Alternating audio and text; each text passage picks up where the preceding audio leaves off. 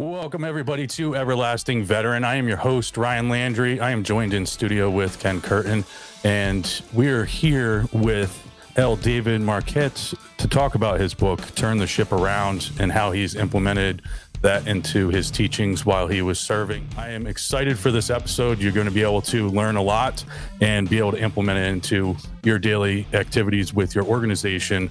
And let's get right into it.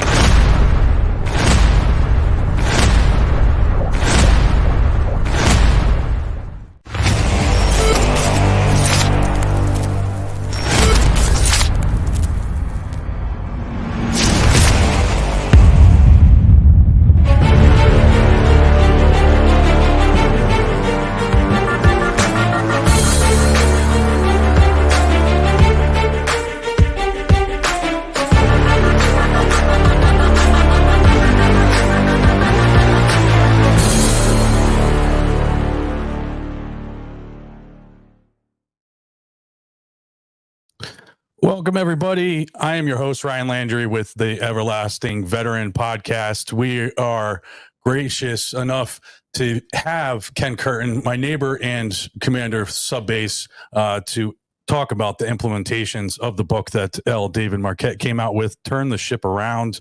Thank you, sir, for coming on to this episode. It means a lot. Yeah, thanks for having me on your show, and welcome, Ken. Thanks, Dave. I appreciate it. I'm really looking forward to hear what you got, a little bit of what you got to say, and share with you how I've used it the past really 10, 12 years. Super. Yeah, so let's kind of dive into your service before we get into the book and the implementation like that. You went into the U.S. Naval Academy in 1981 and retired in 2009 on nuclear subs, and you had essentially a bad boat and turned it into a good boat, and how you've changed those leadership, kind of structures and mindset is a big thing across the board, top down, bottom up. How did you approach this initially? Yeah, I don't like to say it was a bad boat. It was poorly performing for sure, but bad sort of implies some kind of a moral judgment to the thing. I mean, the people, the sailors on the ship were trying just as hard as any other submarine. It was really a problem with leadership. I got sent to the Santa Fe at the very last minute because the captain there resigned. I was trained up, and I'd always served on other submarines. And the Santa Fe, being a different class of ship than I was a going to command, and B, ever been on before, really was a challenge for me. Plus, I was taking over the ship with the worst reputation, worst morale. Santa Fe only re-enlisted 3 out of 33 sailors that were eligible to re-enlist. That put it at the bottom of the entire submarine force in terms of percentage of re-enlistment. And she was getting very poor scores on her inspection. So my normal approach, and I was one of the guys who was kind of sent to fix broken places. So this wasn't particularly unusual, but normally it was in the context of I knew deeply what I was doing. I mean, I knew the technical parts of it. And through dint of me looking at the technical problems and me being the person who made the decisions about how to approach things, I would then get the officers and the crew below me to do what they had to do, and we get better temporarily anyway, at least as long as I was there. And this was leadership. I mean, this is the model that we have. We reward people for making good decisions and being technical experts and knowing the right answer. On the Santa Fe, it all shifted for me because I didn't know all the technical details of the submarine. And it kind of hit me in the face when the very first things I did was we were running a scram drill, which is we shut down a reactor, pretend it's broken, and running around doing taking readings. And I order second gear, head 2/3 on the electric backup motor. And there is only one on this class of submarines, only one gear. And that was a mistake. It was a very basic mistake. Nothing bad happened because the crew never did it, but it really smacked me in the face that I need to change the model. I can't be the one telling them what to do. I need them to tell me. Now, we all talk about empowerment, and I'd received this lecture many times. Oh, you are empowered. You be proactive. You take initiative. And it always seemed like I was the one who was the problem. And meantime, I had officers above me just telling me what to do, but then at the same time telling me I was empowered. And it kind of didn't make sense to me. And I was always kind of the guy who would like raise their hand, like, well, it kind of seems like you're empowered, not me.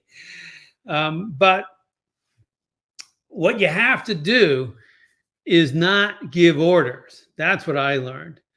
When they come to you and they say, hey, I got a problem, and they look at you, you don't tell them the answer.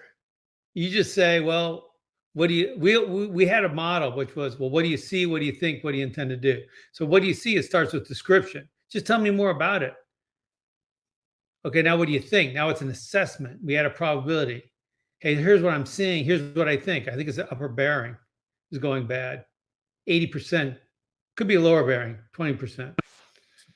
And then here's what I intend to do. I'm going to coordinate with the engineers, schedule shutdown time, blah, blah, blah, and then move forward. And now the team is pushing into you. They're pushing up the chain of command rather than the chain of command pushing down and then us responding. So that to me was a huge learning, and it worked unbelievably well. Really, what we did was incredibly simple. I just took everything where the crew would normally ask permission. I just say what you intend to do. And that's all there was to it. Now, that replicated itself throughout the command. We had to change almost everything, the way we did everything. But that was really all there was to it. We got the highest scores in the history of the Navy for operating the ship.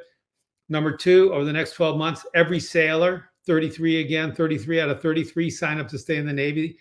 All the officers did. A couple of the officers pulled their resignations, and it was great. But the most important thing is after I left, more officers, 10 officers from the wardroom became submarine commanders. So in other words, we made leaders instead of followers.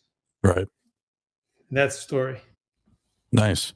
Yeah. And I think it's pertinent because I do see it a lot, after being out of the military and in organizations that don't have necessarily a very regimented structure of leadership skills, leadership schools, and properly learning how to lead personnel in a sense of working together instead of, like you said, kind of saying, do as I told, and that's the, way to do it, or get out, and I see it a lot of times with organizations where you talked about the retention, right? Retention is a big thing. If the culture and the climate of an organization is not great and it's affecting the morale, people are going to leave, so I think what, you've implemented can be also implemented in other organizations as well that are struggling with the same stuff that you did while you were serving, and you wrote the book about it.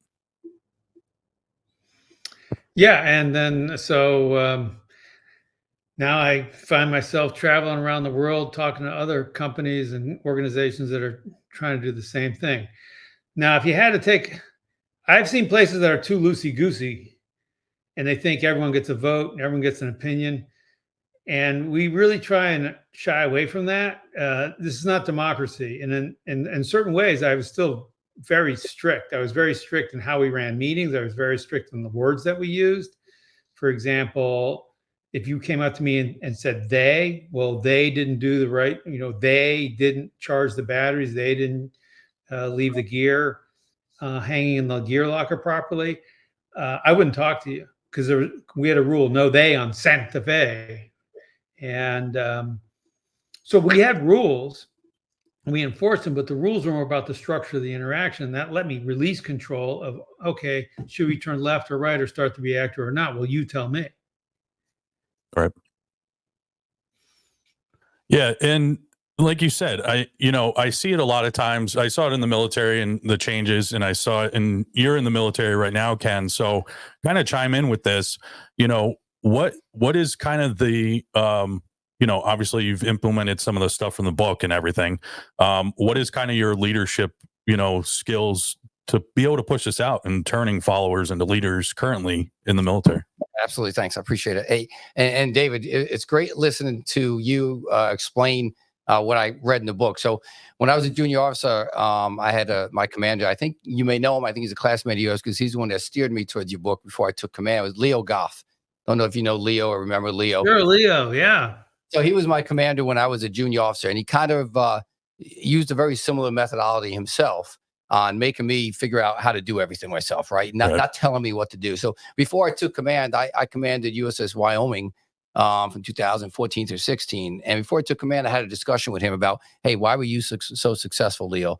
And he, we talked for a while, and in the end, he pointed me to your book. And I picked up the book and read the whole thing before I took command. And fantastic. And I really, what I take out of it is you're getting buy-in from you're forcing your team to have buy-in on the decisions that are being made, right? Because they're their decisions, right? It's their plan.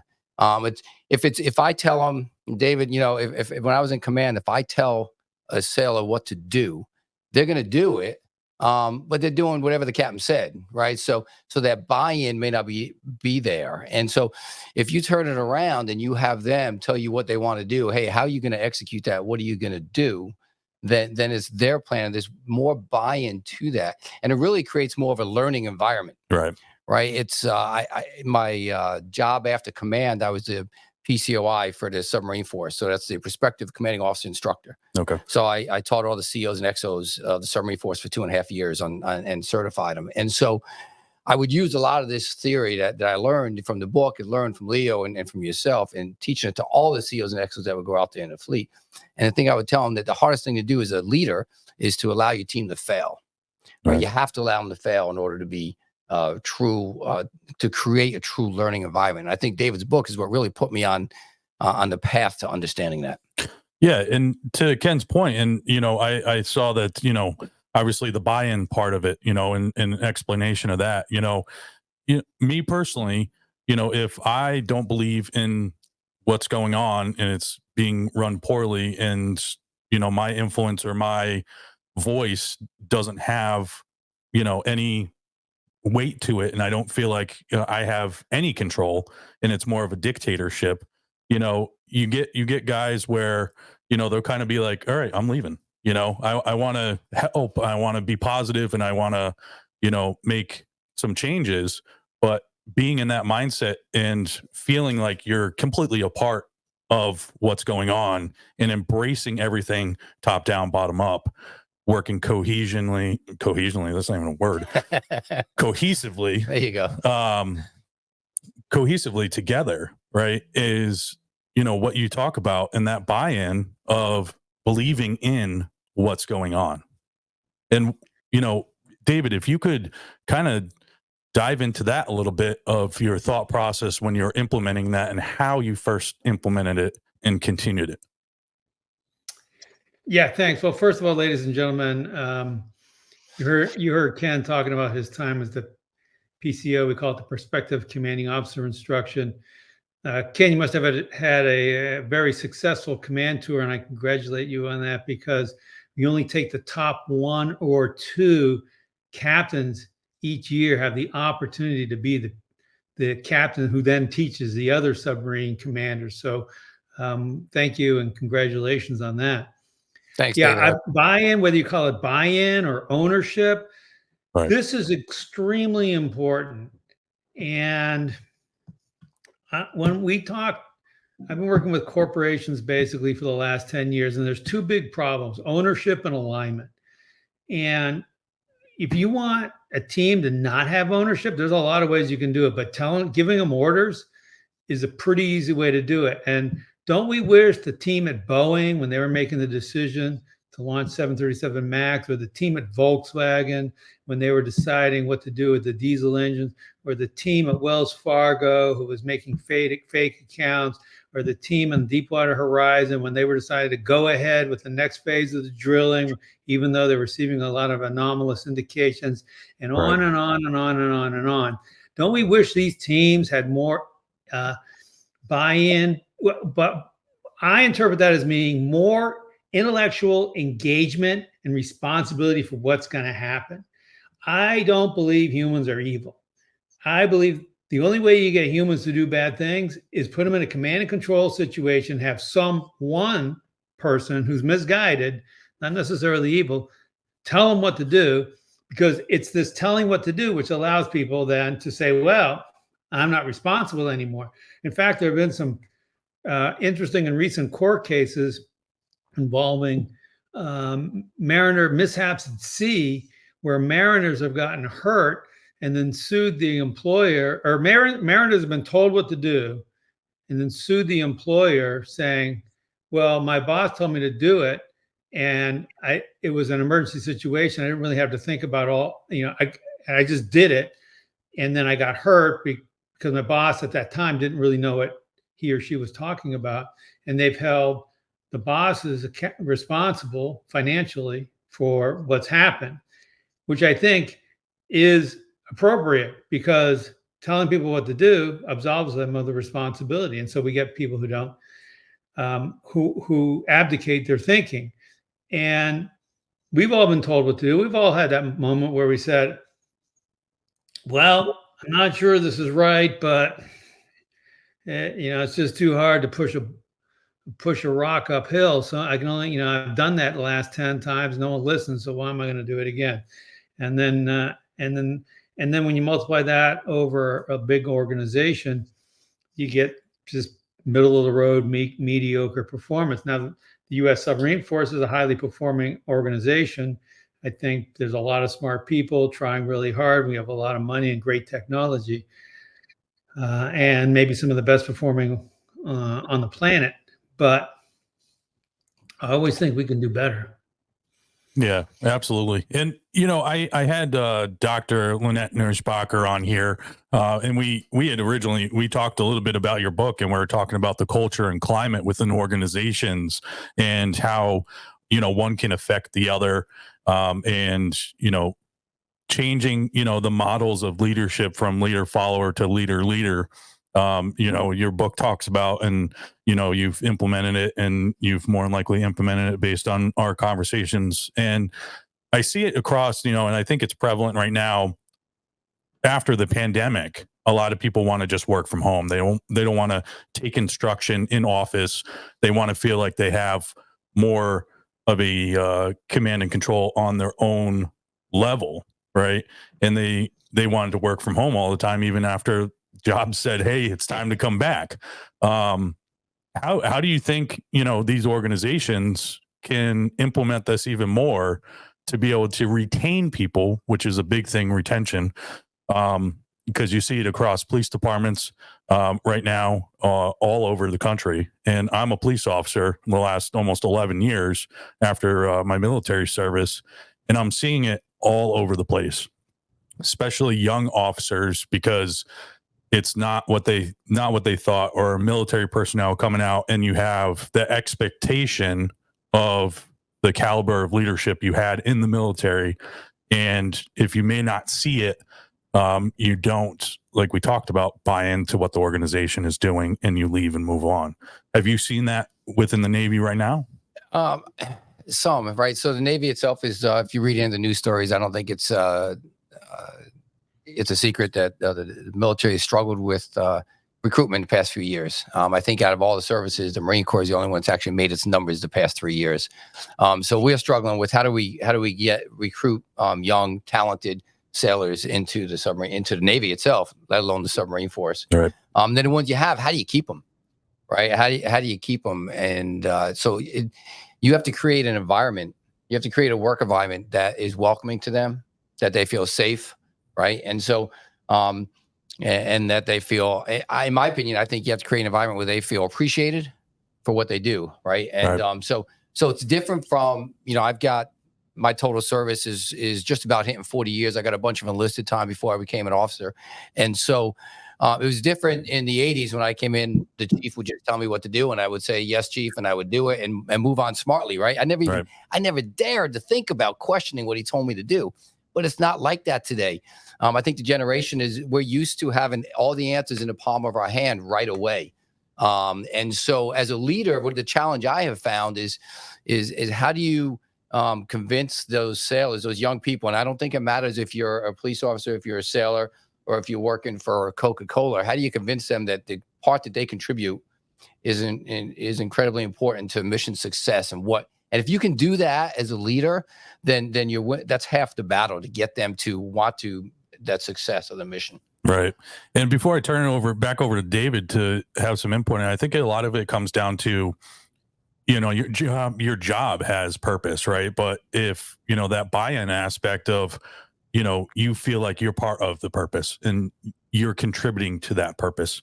And I think that's a big thing. And, that's what your, book talks about. And David, what are your thoughts on, helping people kind of get into that mindset of feeling like they're contributing to the purpose and the mission? I think it starts with the words that we use. We say that we act our way to new thinking, and we also believe that it's people being able to contribute that lets them feel a sense of purpose. If I can't contribute, then it doesn't really matter whether we're making dust to cool the earth or nuclear weapons. There's no, I don't personally feel a sense of purpose. Sense of purpose is not an abstract feeling.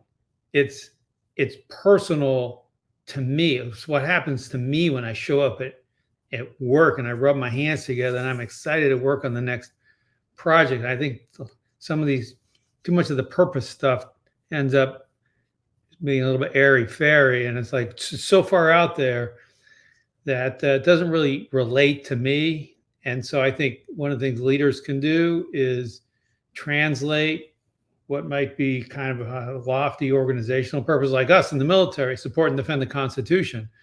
Well, if I'm doing field day in interim lower level, I'm really not sure how I connect to that. Of course, it's very important because it keeps submarine clean, quiet, maintained. But our job is to convey that purpose and distill it down to, like, what does it mean to you and to me right here, right now? Yeah. Yeah. And like you said, to just kind of, hammer it home, it's not a they and you problem. It's a we and us problem. Right. And, how have you kind of, implemented that through the years and, obviously enlisted an officer, through your teachings as a leader? Yeah, so I think David hit the nail on the head. He talked about the big mission and getting it down. The term I call it all the time when I'm talking to my people, either my junior sailors, even my direct reports that report to me, is connecting the dots. As a leader, it's my job, our job, to connect the dots, right? To show that sailor in interim lower level why it's what they're doing that field day, that afternoon, that morning impacts national security. And you can do that at every level. Running what I do now is, I have people that are, run a galley and run a police force and all that kind of stuff. And so how do those young sailors understand why what they're doing impacts the bottom line, right. In the military, impacts the mission. For a company, it could be the bottom line or, the mission intertwined together. And so as a leader, you have to figure out how to connect those dots.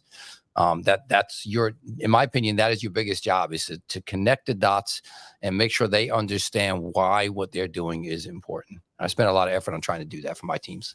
Yeah. And, David, just to kind of get your thoughts on, so I've been pushing, especially with the veteran community, is you can't have community without unity, and you can't even spell the word. Right. Right. So, if you say our community, right, implementing impactful decisions, even at a singular level, say with Everlasting Veteran, doing it in a way where everybody feels like they can contribute and they can get around and you build that community. Right. One thing I've been seeing, and it's no stranger to anybody else, is across the country, the veterans that we're losing. Right. And a lot of it, I think, comes from getting out, and you have that lack of identity. You have that lack of purpose, or it's non-existent in the boring, mundane job that maybe you have, or the lack of leadership in which you have in that company or business or organization, where you're continuously trying to fill that void of, who am I now? What am I doing? And what is my purpose? Right. What is my purpose here? And I think when we look at it 2020 hindsight and kind of take a step back. You have to have perspective from all angles, not just, from yourself and what you're seeing, but other people as well. And I think with any type of leadership within any organization can learn from, this book and your teachings and everything else. So David, how do you think this can kind of be implemented with organizations now, moving forward, having more unified front? The idea of purpose. What's that? I'm not sure your question. You mean talking more about the idea of purpose? Yeah, the idea of purpose of, veterans getting out of the military and, obviously they can't completely change an organization if they're starting, from the bottom, but, using your teachings to be able to kind of find that purpose again as you transitioned out of the military. Yeah, I think so first of all, I'm quite sympathetic to the feeling that you kind of see manifested, unfortunately, in some cases, extreme cases in the veterans in terms of depression and suicide, where their sense is that there's a loss of purpose. If I were to grade humanity on the goodness of humanity the day I left the submarine for the mill and the Navy, I would have said like maybe 8 out of 10. I mean, there's a few people who I could do without, but mostly people are good. You can believe what they say. They work for the team, on and on. Within about a year, when I was working in, and I was working basically as a subject matter expert back for the Navy, contractors for the Navy. And my first year after getting out, before I wrote the book, my score would have changed to about a 3. I mean, I saw some of the worst behavior. People would lie to me, people trying to steal my ideas, people claiming they were there. I mean, it was terrible. And it was not just a loss of purpose, but it was really a loss of faith in terms of like, really, is this what most people are like? Is this what it's going to be like? And I think since then, I've been working with better groups, and the scores maybe back up to 5 or 6, but it's not. And it's never going to be like it was on the submarine. I've started to resign myself to that. It doesn't get any better. The sense of team, the sense that when someone comes up to you, I don't care what the rank is of the person. If they come up to you and say, "Hey, I measured the pipe and it's this thick," they believe it's that thick. They're not saying it just to fluff their numbers or anything like that. They believe it's that thick. And if it's not that thick, it's because they somehow made a mistake in the measurement, but it's not because they're saying what they think is the right answer. And that doesn't really exist anywhere. And I can see, I mean, it certainly kind of knocked me mentally back a little bit. And I can see how it would have a negative effect on people. I just don't. I mean, you're dealing with life and death. You have a really, in my mind, supremely important mission: defending the Constitution, doing what the nation calls for, being ready to go into combat. And then you have this sort of personal team where we're all relying on each other in a highly intimate way. And especially on a submarine, we would say, I don't know, Ken, about you, but we'd always say submarines don't half sink. They either all sink and everyone dies, or we all come back. That's right. Where, meanwhile, if I go to some big bank and I got some all-star trader, they're like, "Oh, I'm building my personal brand because, I'm going to exit here and I'm going to go over to Nat West and make twice as much money." It's like the loyalty, I think, was also lacking. I don't want to paint a super pessimistic picture, but I don't want, don't have your expectations that it's going to be like this and then have it be, because I think it's really like this. I think there's great work that you can do, satisfying, but it's not going to be the same. Right. Yeah, absolutely. And I think it is a testament to a lot of people when I talk about it on my show and I talk about with, some public speaking events, and, mindset is key. when you make that transition and you get out, it's not going to be the same. And Ken and I talked about it before we started the episode, filling that void, that the brotherhood, the camaraderie, the sense of identity of like, this is who I am, this is my boat, or this is my, and I was in the Army, so I'm kind of outnumbered right now. But this is my team, this is, my group. And I had that. You got to find your tribe. Yeah, and I had that tenfold with 2nd Cavalry Regiment, and obviously a lot of people go back there and try to get back there because of the environment and the culture that base creates, and the unity which everybody has. And I still keep in contact with every single person that, for the most part, that I served with. It may be, a few months or maybe a year later, but we still keep in contact. The internet and social media has been phenomenal to be able to do that at a distance. But you have this certain connection and feeling. It's similar to when you really accomplish something, that dopamine dump that you get, and that good feeling. You're like, okay, this is where I belong. This is who I belong with. And you've seen that, throughout your time. Yeah, absolutely. I think, David talked about it, that, we're all focused on a singular mission, right? And it doesn't matter whether you're an officer or you're enlisted. It doesn't matter whether you're in the Army or the Navy. We take the same exact oath of enlistment, right? We all raise our right hand and swear to defend, protect, and defend the Constitution of the United States against all enemies, foreign and domestic, right? And there's nowhere else in the world that I know of that you get that singular focus, right? The first day everybody does that, we all did that for a reason, to be something bigger than ourselves, to do something bigger than just ourselves. And I don't know where you find that outside there, right? I would imagine in Ryan, in your job, that would be similar in the police force, because you guys are in that same type of environment that David explained.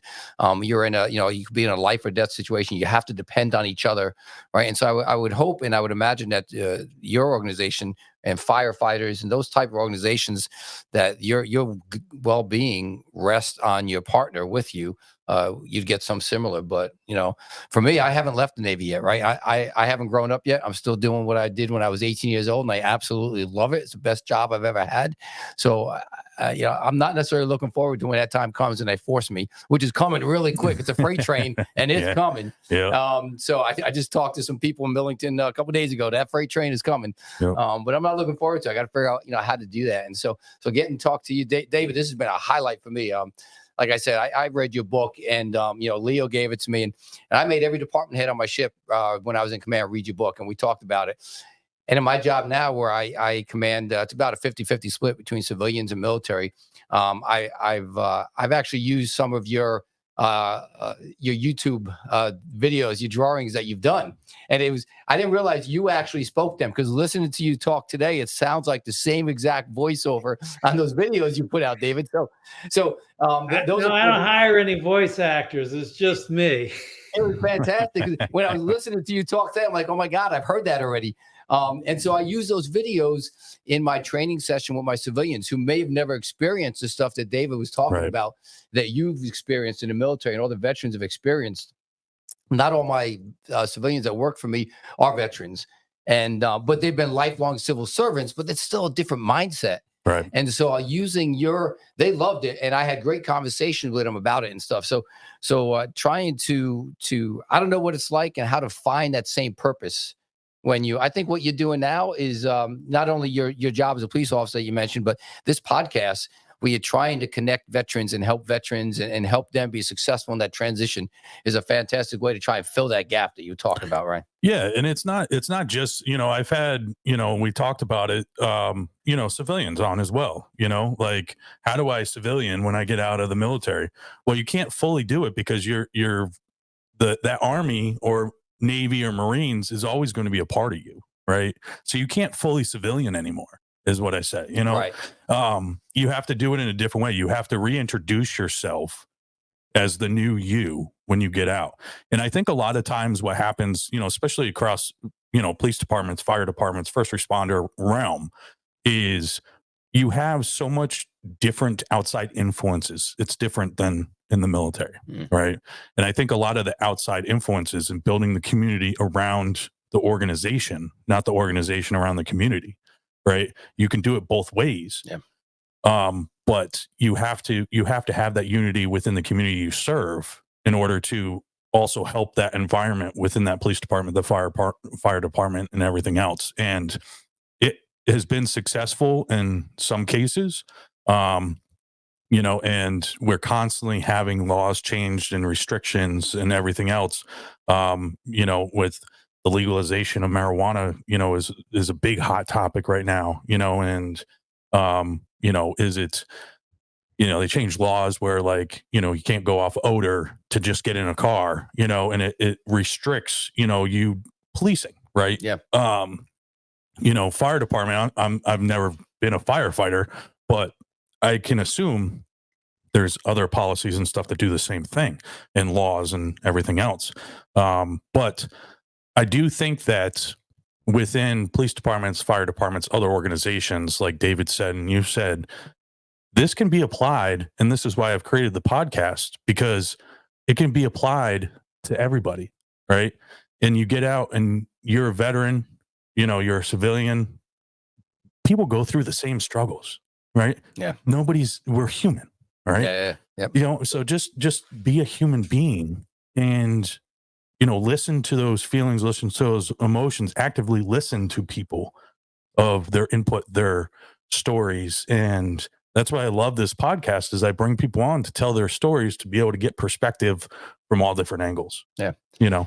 Hey, David, if I may be allowed, why did you decide to write the book? What prompted you? You said you did something for a little while as a contractor, right? And then you wrote the book. And what was it? Was it some event that triggered you to do it, or something you had in mind after you left? Why did you write it? And I'm glad you wrote it, by the way. Well, thanks. Well, my wife told me to, so I did it. That's a good man. We all learn. Yeah. So here's what happened. So when I got out, so I was working, as I said, as a contractor, and it was I was making good money, and but it was really not very satisfying. I would say things, and people would ignore me or not ignore me, and like I said, I also wasn't wasn't working with a particularly admirable group of contractors and subcontractors in this program that I was working on. So that was a little bit dispiriting. And during the same time, so I'd come home and I'd vent. My poor wife would have to hear me bitch about this, that, and the other thing. At the same time, I got a phone call from one of my JOs who said, "Hey, Captain, I got selected for command. Thank you for believing in me. And oh, by the way, I'm the 10th guy. I'm the 10th submarine commander from our wardroom." And I had known, like, because like your guys, I'm sure, keep in touch with you, and my guys were letting me know. Yeah. And then I was like, whoa, 10 guys. So I told my wife, she says, "Well, that's the book you need to write, because too many leadership books in my mind are basically the story is, hey, I was a great leader. You're not. If you're more like me, you'd be a great leader too." And it's really just about the person. And I think leadership's always about the team. It's about others. And it's about what you can do to make the team better, help the team be better. And so, I mean, like you, I was sort of a, engineering and mathematics and technical person, but now I have to write this book. So that was a couple tough years, because I tried to work and write, but I couldn't do that. And so I was just writing. So I was living off my retirement, writing the book. And it was hard at first, but I'm super glad I did it. I really used a part of my brain, which had atrophied, but it's really about storytelling and words. It used to be about technology and numbers and math and line of sight, spatial awareness under the water, and all. You know what it's about. But now I felt it was different, and it really was good for me. I didn't like the first. I wrote it and rewrote. I hated it. I hated not just the product. I hated the book itself. It was terrible. And then finally, I was sort of exhausted, and I just kind of said, "F it," and I became pretty vulnerable about, well, this is what my fears are. So this is what I was worried about. as writing Turn the Ship Around. And I also wanted to make sure no one thought as like preordained that, of course, this is going to work. Like, it didn't feel that way at all. It felt very sketchy, scary, and fraught with peril. And I wanted to make sure the reader kind of went along that journey with me. So anyway, so that's and I wanted to show the world that we work can be a ennobling and an empowering place for human beings. I don't like the word empowered typically, because I think, like, to say that you empower somebody else is arrogant. It's like saying you give life to them or something. It's like humans don't need someone else to, quote, empower them. Right. They already have power. What you need to do is get out of their way so they can express it. Yeah, very, very well put. And I just want to turn it to Ken, and I got one more question for you afterwards, David.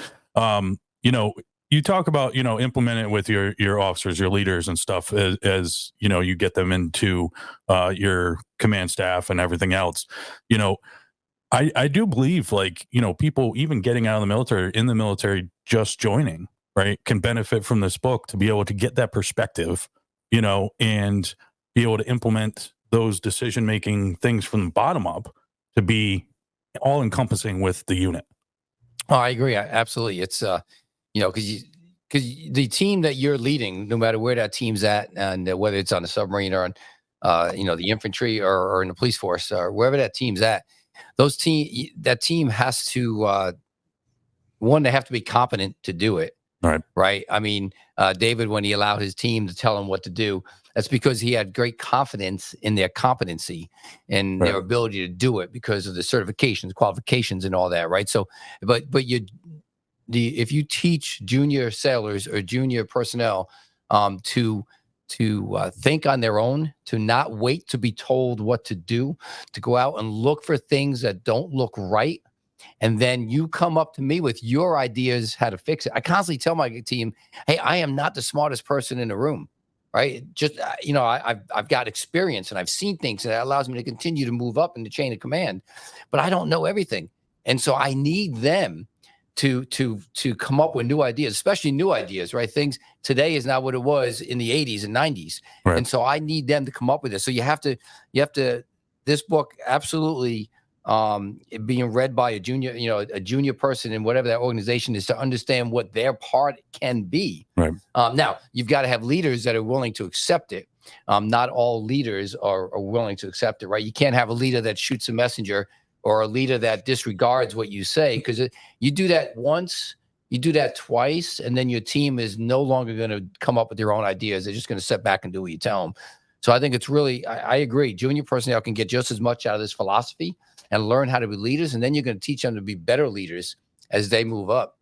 Yeah. The last point, and I think when we try to relate the military, our experiences here, to maybe in some civilian, and again, I'm talking about this from never being a civilian, right? Is we are okay with training our teams to take our job someday. Right. That you always learn that, right? Hey, I want to train you to take your chief's job. I want to train you to take that job and move up. Right. I don't know that is very prevalent in the civilian workforce. Right. We do that because we know that we're only going to be there 2, 3, 4 years and we're going to move on. Either we move up or we move out. Right. But we're not going to stay in that job. I don't know how well that correlates to the civilian, because you may not want to. Again, maybe I'm looking at those 3%, David, that you talked about when you first got out, right? You may not want to train that person working for you to be that good, because then you're losing your job security. So I think that's something that we're used to as veterans. We're used to our bosses having our best interest for us to promote at heart. And maybe I'm a little cynical, I don't know, but I don't know that would be prevalent in every company out there. Right. Yeah. And, you talked about the competence, and that goes under the mechanisms for success, the control, competence, clarity. And David, with, what Ken said, you know, when you apply this stuff, it's teacher, teacher, leader, leader, you know, and it's you're feeding off of each other, right? It's our lessons we're learning from each other, and you know, perspective from both sides of, hey, this is a great idea, this is a bad idea, or this isn't as adequate, you know. Yeah, yep. Like, you know, so I think that in any circumstance, you know, and David, you can speak to this, when you go around, you know, and you've seen, you know, either successes or anything with other organizations, you've talked about the book and what your story is, you know, what have you seen, what feedback have you gotten from any implementation of this on a civilian side with organizations? Yeah, well, I will. First of all, I'm going to go back to what Ken was saying about training your successor. And Ken, you're right to have that sensation. I mean, we look at corporations, like you look at the situation at Disney, where Bob Iger came in as president around 2000, then became CEO not too long after that. Then he was there, and then he finally threatened to retire, was going to retire, couldn't retire. No one else can run the company. Finally left, and then undermined his handpicked successor to come back. So that's an extreme case that bodes poorly for the organization. We're saying out of the 25,000 employees, this is the only guy who can run the company. And it's a clear indication we're not training the successors. We're not building a team of leaders. We're trying to keep all that, whatever that genius is. We're just trying to hold it into ourselves for as long as possible and stay relevant and stay important for as long as possible. I think it's horribly flawed. Fortunately, I think there are a lot of people who do have that belief that we got to train our other people. But this idea of the rotation, I think, is really important. And you don't really realize that when you're in the military. Hey, commanding officer is going to be there for 3 years. Then you're going to leave. So you're not going to train your direct replacement, but you're training your replacements globally. So, for example, I'm working with a company that it's a paper making company, one of the biggest in the world, and they have 33 plants, and so they have a plant manager. So you can kind of think about this as like this is the ship captain or the squadron commander, like these plant general managers, and they have 33 of them.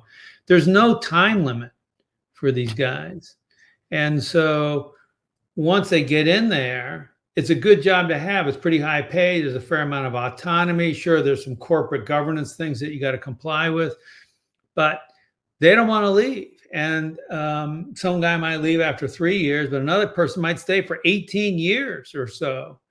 And now think about that. If you're a person who wants more authority and you're a second in command or like an ops director in one of these plants, and your boss is going to stay for 18 years, but you want to do more with your life, you're not going to stay in that company.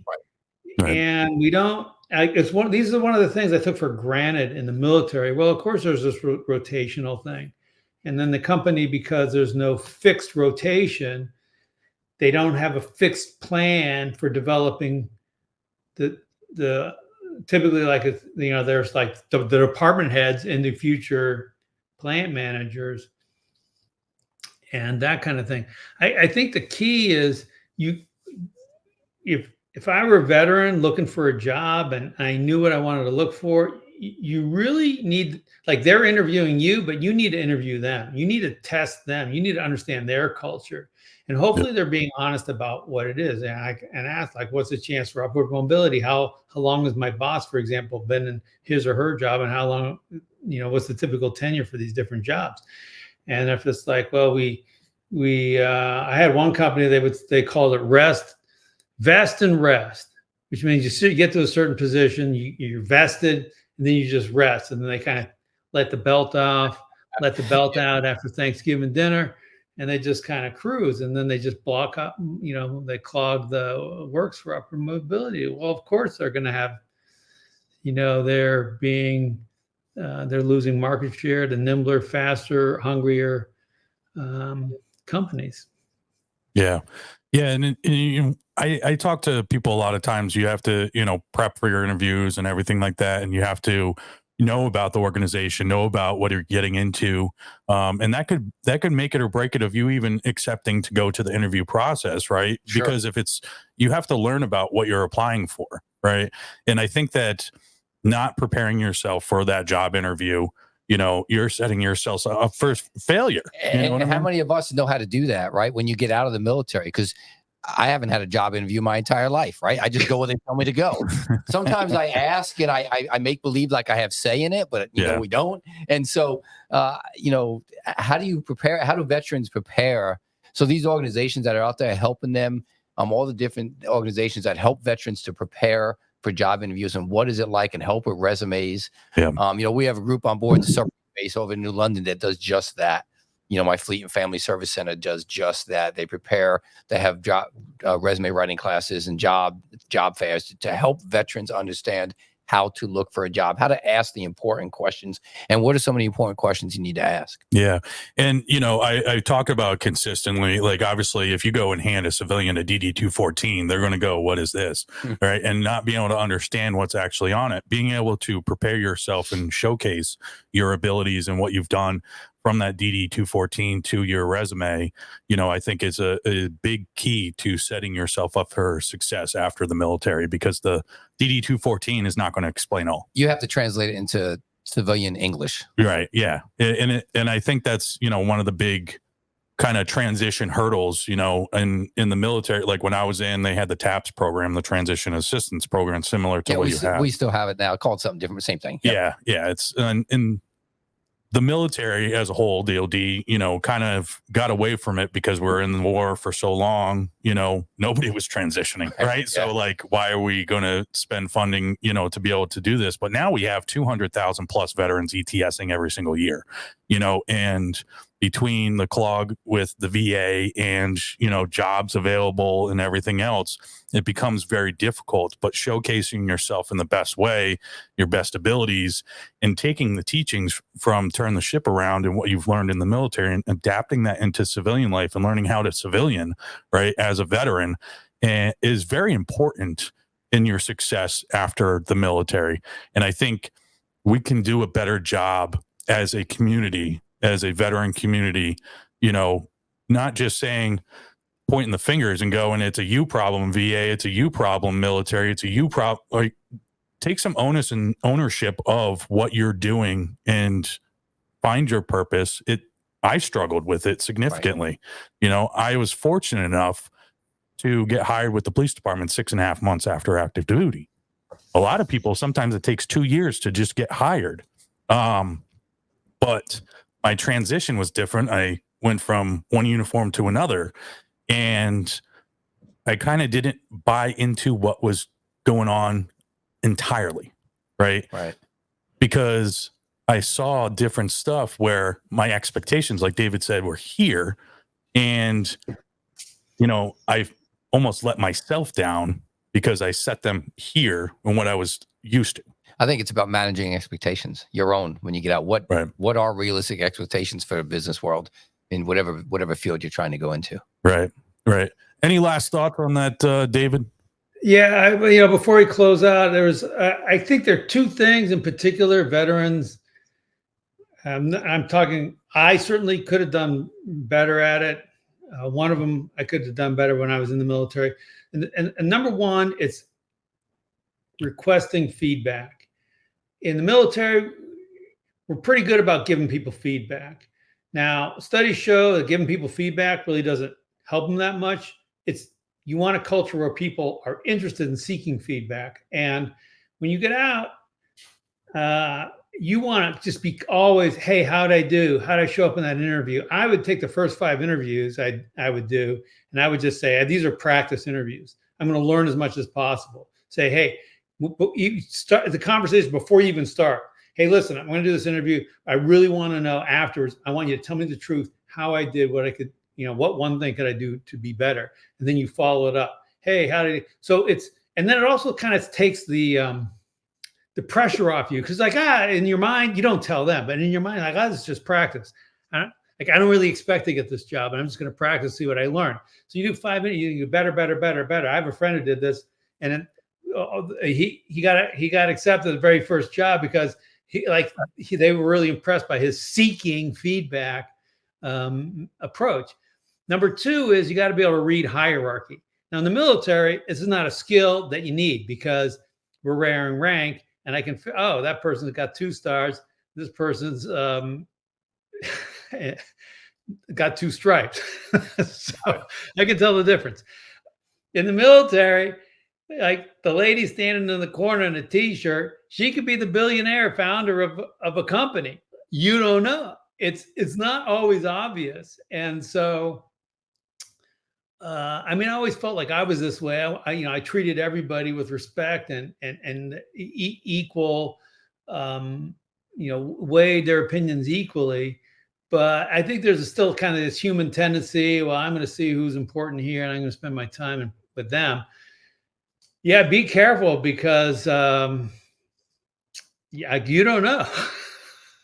Right. You stand in line at Starbucks in Silicon Valley, the guy in front of you in a t-shirt, that guy's a billionaire. You don't know.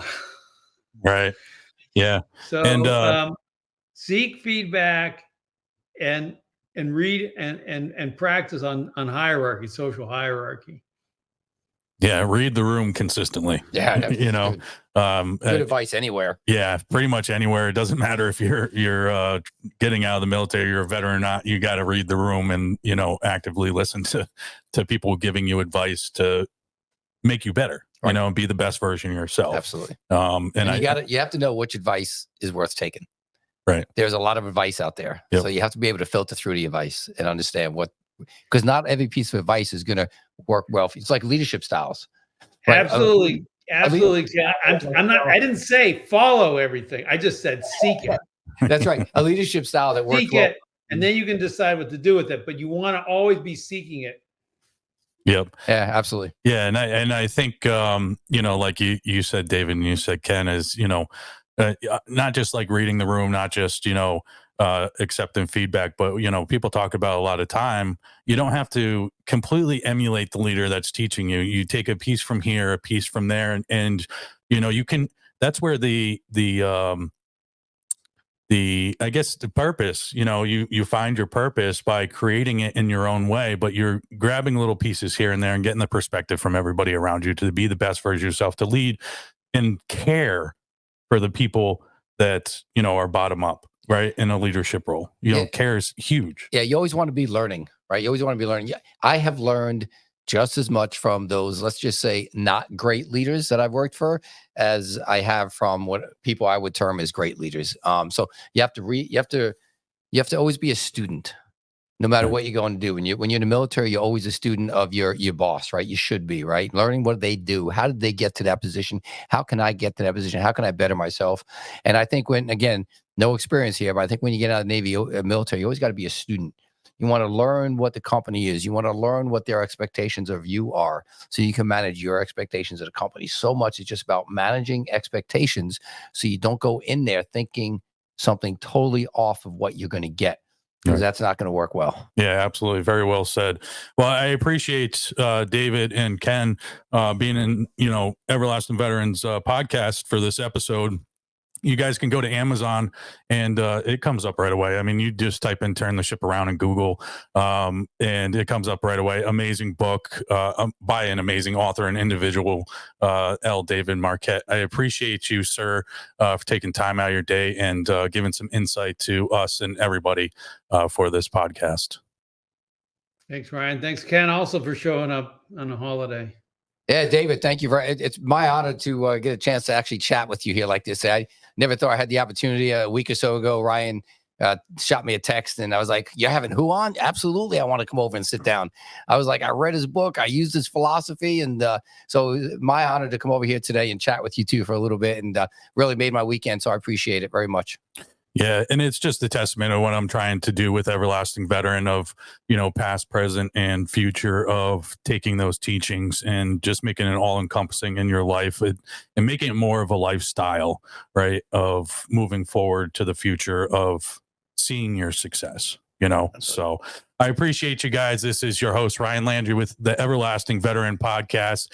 And I just want to say to all the sponsors out there, podcasttables.shop, providing this beautiful table in this new studio for Everlasting Veteran, and Rockin' Frenchies and Meadow Ridge Wines and Danes that have partnered with Everlasting Veteran. In the first 5 months, we're able to give 5 service dogs out to 5 veterans, and Everlasting Veteran pays for that training. If you want to learn how you can be part of that mission, go to everlastingveteran.com. Thank you, everybody, for listening. Thank you, Ken, and thank you, David.